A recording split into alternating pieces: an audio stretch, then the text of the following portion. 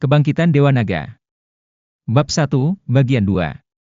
Ziran mengerutkan kening bertanya dengan suara yang dalam. Penatua, menurut peraturan kompetisi bela diri, akulah yang memenangkan tempat pertama. Bukankah elisir pembangkit ini seharusnya menjadi milikku? Suaranya terdengar penuh dengan keyakinan meskipun hatinya bergejolak. Meskipun mengalami perubahan yang luar biasa ini, dia tetap tidak main-main. Kalimat ini penuh dengan keyakinan. Banyak anak muda di keluarga Endeavour yang benar-benar berpikir demikian. Karena Ziran mendapatkan elisir pembangkit yang diharapkan semua orang, tentu saja tidak seorang pun mengantisipasi perubahan mendadak itu, kecuali para tetua keluarga Endeavour dan Dair. Dair yang selalu memandang rendah Ziran, kini menunjukkan ekspresi dingin yang sama sekali tidak mengejutkan bagi Ziran. Pemuda itu menatap Ziran seperti orang asing, ekspresinya sangat dingin. Tidak peduli betapa terkejutnya semua orang, mereka sudah mengerti sesuatu saat ini. Karena, mereka berdua telah lama bersaing dalam segala hal. Dalam diskusi yang berantakan dan hati-hati, semua orang minggir, dan tak lama kemudian ada tempat yang kosong. Ziran yang awalnya dikelilingi mereka bagaikan bintang yang memegang rembulan, tiba-tiba berubah menjadi seorang pria kesepian, berdiri sendirian. Kenapa? Ziran tidak yakin, jadi dia menanyakan alasannya. Ziran berdiri dengan tegar di tengah kekosongan arena bela diri itu, cahaya senja sore menjatuhkan bayangan sosok tubuh tinggi itu ke tanah.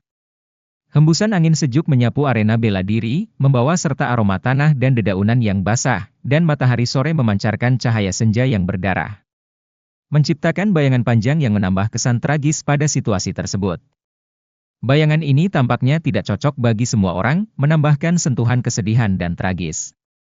Tak ada suara di arena bela diri, begitu sunyi hingga jarum jatuh pun dapat terdengar. Seperti Ziran, semua orang menunggu jawaban dari Tetua Agung.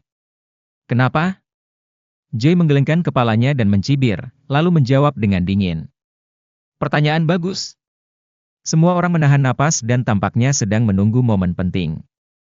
Joy mengangguk pelan, lalu berkata dengan keras dan suara yang terdengar mengejek. Seorang sampah tidak layak menerima elisir pembangkit. Semua orang benar-benar terkejut ketika dia mengatakan ini. Apa? Sampah? Ziran sangat berbakat dan memenangkan tempat pertama dalam kompetisi seni bela diri. Bagaimana mungkin posisi itu bisa disia-siakan? Alasan ini terlalu tidak masuk akal. Semua orang tampak berbeda, tetapi kebanyakan dari mereka skeptis. Ziran adalah seorang jenius langka dalam keluarga Endeavour selama bertahun-tahun. Dia telah menunjukkan bakat bela diri yang kuat di usia muda, dan dia dapat mempelajari latihan yang paling sulit. Dia dapat memahami hal-hal yang tidak dapat dipahami orang lain dalam sekejap, hampir mencapai titik di mana dia dapat mengerti tanpa guru.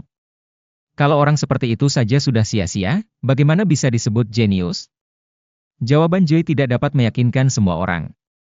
Bahkan jika dia ingin menekan Ziran, seharusnya dia menemukan alasan yang meyakinkan, bukan? Semua orang saling memandang dan suasana menjadi semakin aneh. Mendengar jawaban ini, Ziran menggelengkan kepalanya dan mencibir, kilatan tajam melintas di matanya. Sampah?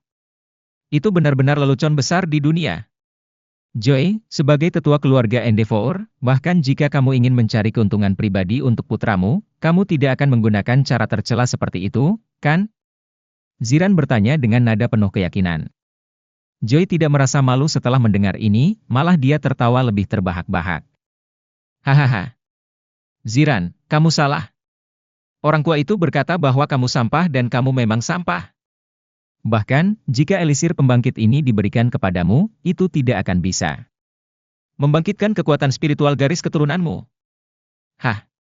Ziran menggelengkan kepalanya dan mencibir, hatinya merasa jijik, bahkan banyak orang yang diam-diam tidak mau menerimanya.